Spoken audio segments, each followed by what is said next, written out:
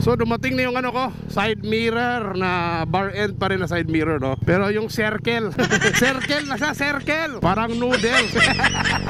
Bakit circle yan? Circle, that's circle, okay? Di yan circle. Ay, no offense sa mga Tagalog, ha? Joke ko lang yan. Nakakatawa kasi, so pasensya na kayo. So papakabit tayo ng bagong bar end na side mirror, kamaradas. Kasi ito yung binili ko sa Shopee. Ayun, no, nahulog. Di ko na-review to eh, pero ayan, no, nahulog. Damn it!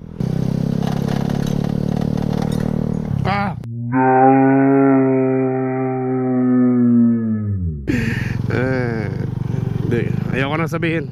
Leave a comment na lang kayo kung ano yung mali sa video. Hindi na ako magsasabi. Kayo nang bahala dyan. Leave a comment. Ano yung mali na nakita nyo sa video na to? Right, dito yung bagong side mirror natin, mga kamaradens. Yeah.